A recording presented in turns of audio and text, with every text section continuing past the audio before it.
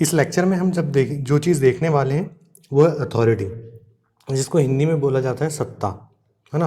तो अब पावर जो हमने देख ली थी पिछले लेक्चर में, उसके बाद हम अथॉरिटी को पढ़ने वाले हैं ये। और उसके बाद एक और टर्म होती है, यूज़ की जाती है पॉलिटिकल साइंस में, वो लेजिटिमेसी, जो हमारे सिलेबस पे नहीं है लेकिन हम उसको भी देखते हुए चलेंगे। काफ़ी ये क्लोज रिलेटेड टर्म्स हैं, बहुत कंफ्यूज करती हैं, उनको जानना बहुत ज़रूरी है। अपन ने पिछले लेक्चर में देखे थे पावर को, और पावर में हमने जब बोले थे कि इसकी सोर्स क्या है या फिर कैरेक्टरिस्टिक क्या है, तो इसको अपन ने बोले थे ये पर्सनल ट्रेट है, मतलब इंडिविजुअल से आता है। लेकिन जब अथॉरिटी में हम लीगलिटी में मिला देते हैं, तो पावर में जब हम लीगलिटी मिला देते हैं तो वो क्या बन जाती है, अथॉरिटी। अथॉरिटी में क्या होता है, इंडिविजुअल नहीं होता, एक ऑर्गेनाइजेशन के बेसिस पे आती है अथॉरिटी। अब इसको समझते हैं। अथॉरिटी का मतलब होता है मीन्स होल्ड ओवर समथिंग। क्या होल्ड कर रहे हो, कोई ना कोई तो पोजीशन रखते हो ना आप एक ऑर्गेनाइजेशन के अंदर। मान के चलिए सीईओ, सीईओ क्या है, आपकी पोजीशन है, उससे क्या आपको क्या मिलती है, अथॉरिटी मिलती है कि ये काम करवा सकते हो आप। तो डेविड साहब क्या बोलते हैं अथॉरिटी के बारे में, authority is power taking decision and passing orders. मैंने बोला वही पावर ही का एक रूप है, लेकिन इसमें डायरेक्शन हो गई। पावर डायरेक्शन लेस थी, आप कुछ भी कर सकते हो, एक इंसान इलीगल भी हो जाती है अगर वो डायरेक्शन लेस होती है। तो उसमें अगर लेजिटिमेसी मिला दी है आपने, मतलब लीगलिटी मिला दी, लीजिटिमेसी वर्ड गलत है, उसको यहाँ पे यूज़ करेंगे तो कंफ्यूज हो जाएंगे आप उस चीज़ में। लीगलिटी अगर मिला देंगे तो वो अथॉरिटी हो जाएगी। तो डेफिनेशन क्या हो गई, authority which means hold over something, और फिर डिफाइन कर देंगे डेविड की डेफिनेशन को, authority is a power of taking decision and passing orders. ठीक है। अब कहाँ से अथॉरिटी आती है, सोर्स क्या है अथॉरिटी का, है ना। तो वो देखेंगे अब हम कि जो सोर्स ऑफ अथॉरिटी है वो 3 जगह से, एक तो लॉ, ट्रेडिशन और डेलीगेशन। डेलीगेशन का मतलब होता है कि सुप्रीम जिसके पास पावर है वो अपनी पावर नीचे वाले आदमी सबऑर्डिनेट को पास कर दे कुछ काम करवाने के लिए। तो passing off power is known as delegation, delegate कर देना कहते थे ना। आगे आने वाले लेक्चर में तो हम डेलीगेशन पढ़ने ही वाले हैं, लेकिन अभी को आसान भाषा में समझने के लिए मैंने समझा दिया है आपको। लॉ, जो सोर्स अथॉरिटी का सोर्स बनता है कैसे, under this supreme law is power boundary, जैसे कॉन्स्टिट्यूशन, एक्ट, एडमिनिस्ट्रेशन और जुडिशियल डिसीजन जो भी आते हैं वो कहाँ से आते हैं, लॉ के थ्रू आते हैं, तो ये एक अथॉरिटी हो जाती है। ट्रेडिशन मतलब play important role in administration as a source of authority, मतलब हमारी जो परंपराएं चलते आ रही हैं एक प्रकार से वो अथॉरिटी रखती है ना, एक प्रकार से वो पावर रखती है ना, तो वो भी एक सोर्स हो गया। डेलीगेशन, टॉप एडमिनिस्ट्रेशन और head of departments and units confirm authority on the subordinate through delegation, मतलब कुल मिला के ये रख लीजिए, upper authority delegates their powers to the subordinate, है ना। ये विजिट हैं जो चेस्टर बर्नार्ड ने दिए हैं, वो 4 कंडीशन हैं जो क्या कहते हैं अथॉरिटी को वैलिडेट और अथॉरिटी को एक्सेप्ट करने के लिए, फैसिलिटेट करने के लिए एडमिनिस्ट्रेटिव सिस्टम है। तो इसको पढ़ते हैं। According to Chester Barnard 4 conditions are required to facilitate acceptance of authority in administrative system. अब वो 4 कंडीशंस कौन सी वो देखते हैं। अब देख लीजिए, ये एक ऑर्गेनाइजेशन है, ये टॉप अथॉरिटी और ये सबऑर्डिनेट्स है नीचे, इनके बीच में क्या होगा, कम्युनिकेशन, है ना। तो अथॉरिटी को वैलिडेट करने के लिए कौन सी प्रीरिक्विजिट है, तो कम्युनिकेशन के ऊपर इन्होंने बात करें। Subordinate able to understand the communication of person holding authority, subordinate समझ में ही नहीं आएगा ऊपर वाले की बात, तो वो कहाँ से अथॉरिटी वैलिडेट कैसे हो पाएगी, तो कम्युनिकेशन उनके बीच में अच्छा होना चाहिए। Subordinate feel communication for administrative system, subordinate को समझ में आना चाहिए कि जो कम्युनिकेशन हो रहा है और महसूस होना चाहिए कि वो एडमिनिस्ट्रेटिव सिस्टम के लिए हो रहा है, ना कि अथॉरिटी अपने पर्सनल गेन के लिए करवा रही है काम। उसके बाद matter of communication is in tune with personal interest of subordinate. अब देख लीजिए, मैं मान के चलिए एक तबके का ऑर्गेनाइजेशन है जिसमें प्रिंटिंग मतलब टाइपिंग का काम करता हूँ, लेकिन मेरे को टाइपिंग ही पसंद नहीं है और ऊपर से मेरे को कमांड मिला है कि मेरे को ये काम करना है, तो कैसे अथॉरिटी वैलिडेट हो पाएगी, नहीं हो पाएगी ना, मेरे पर्सनल इंटरेस्ट में जुड़ना चाहिए वो काम। Subordinate should mentally and physically fit to carry instruction given in communication, वही बात कि आपका मेंटली और फिजिकली आप फिट हो उस काम के लिए, जॉब के लिए। तो ये प्री रिक्विजिट थे जो बताए गए थे चेस्टर बर्नार्ड के द्वारा अथॉरिटी को वैलिडेट करने के लिए एडमिनिस्ट्रेटिव सिस्टम में। अब देखते हैं कि टाइप्स ऑफ अथॉरिटी क्या होती है। तो अगर टाइप्स ऑफ अथॉरिटी का क्वेश्चन आ गया तो हमको 3 थिंकर्स के बारे में ले जाना है, उनमें से 2 तो हैं एक मैक्स वेबर है और एमिटाई जिटोनी, इसको इटोनी टिजोनी पढ़ेंगे, ई साइलेंट है, TZIONI है, स्पेलिंग में फिर से दे रहा हूँ, ETZIONI,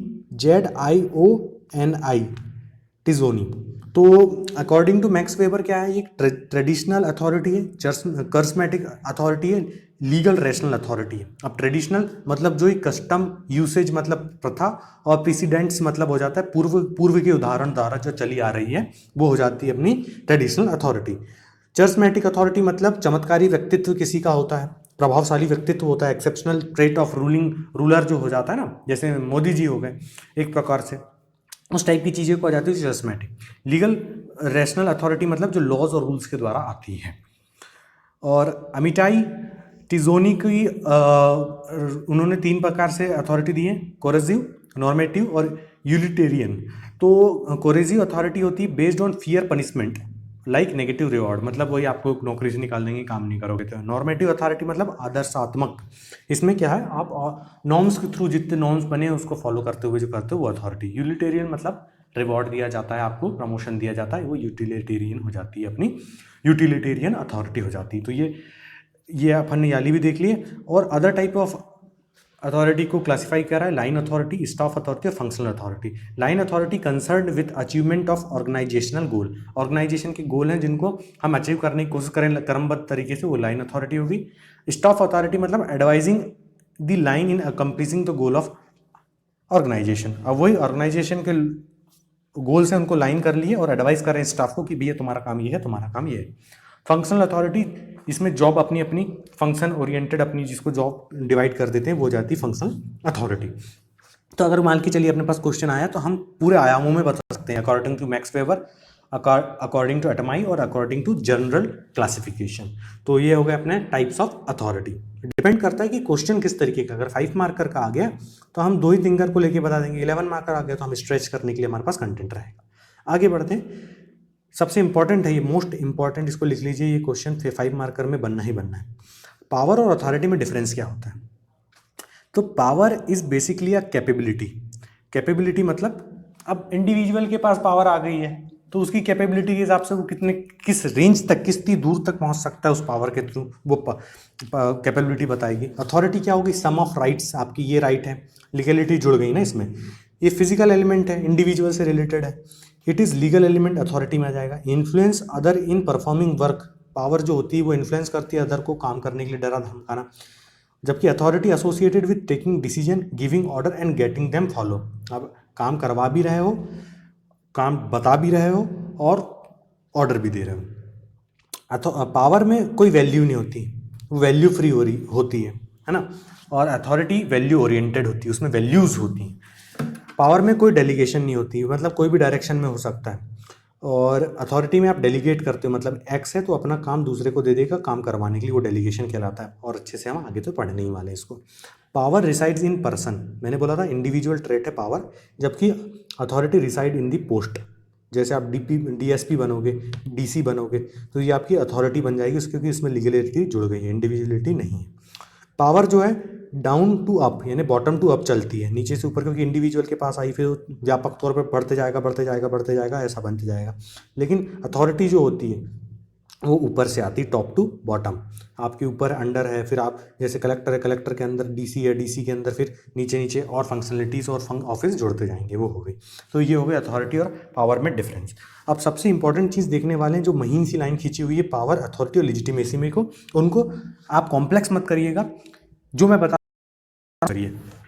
पावर क्या हो गई? वैल्यू फ्री, मैंने अभी बताया था। और वैल्यू अगर जुड़ जाती है तो वो क्या बन जाती है? Legal values. मतलब लीगल वैल्यूज का मतलब वैधानिक वैल्यू, इसको उस तरीके से जोड़िए, है ना, तो वो अथॉरिटी होगी। लेकिन अगर अथॉरिटी में मोरल वैल्यूज जुड़ जाती हैं तो वो बन जाती है अपनी लिजिटिमेसी। और लिजिटिमेसी का मतलब होता है लॉफुल, जो अपने लॉस के थ्रू से आती है, वो हो गई। फिर से मैं एक बार रिपीट कर रहा हूँ, ये कंफ्यूज होने वाली चीज़ है। इसमें लीगल वैल्यू का मतलब अपने लॉ वाली चीज़ को मत जोड़िएगा, लॉ वाली चीज़ को मत जोड़िएगा। लीगल वैल्यूज़ का मतलब होता है कि सामने वाले की मदद करना, है ना, जो मतलब हम अच्छे गुणों में मानते हैं, जिस चीज़ को अच्छी वैल्यूज़ में माननी जाती है वो वाली चीज़ें। जैसे एक ऑफिसर को पॉलिसी मेकिंग में लोगों की हेल्प करनी चाहिए, सिटीजन सेंट्रिक होना चाहिए पॉलिसी मेकिंग, उन सब चीज़ों के बारे में जब बात करते हैं तो वो अथॉरिटी का रूप ले लेती है, जो डिफाइंड है। लेकिन जब मोरल वैल्यूज़ आ जाएंगी तो वो लेजिटिमेट हो जाती हैं, उसमें मोरल वैल्यू सेट हो जाती है। तो एक एक कीवर्ड से इनको पकड़ के रखिए, एक इसका लीगल वैल्यू, इसमें वैल्यू फ्री और मोरल वैल्यू, तो इससे आप कंफ्यूज नहीं होंगे। तो अथॉरिटी हो गई, पावर हो गई। अब किस तरीके से क्वेश्चन बनेंगे मैं एक एक बार फ्रेम कर दे रहा हूँ क्वेश्चन। पहले तो 3 मार्कर क्वेश्चन बनाएगा, what do you understand by authority. फिर उसके बाद पूछ लेगा 3 मार्कर में भी अगर पूछ सकता है सोर्सेस ऑफ अथॉरिटी, 5 मार्कर्स में भी बन सकता है सोर्सेस ऑफ अथॉरिटी। फिर what are the prerequisite to perform an authority, तो ये भी पॉइंट बन सकता है 5 मार्कर में। 6 मार्कर में पूरा क्वेश्चन बन जाएगा what authority, write down it's type, ये क्वेश्चन बन जाएगा। तो आपको पूरी चीज़ लिखना पड़ेगा टाइप्स का, अगर ये क्वेश्चन अलग बन गया, पावर और अथॉरिटी में डिफरेंस, ये तो मोस्ट इंपॉर्टेंट क्वेश्चन है। तो इस तरीके के पूरे क्वेश्चन हमने देख लिए। नेक्स्ट लेक्चर में हम देखेंगे रिस्पॉन्सिबिलिटी को, और डेलीगेशन वाली चीज़ें जो आगे आएंगी उनको हम देखने वाले होंगे। Thank you so much.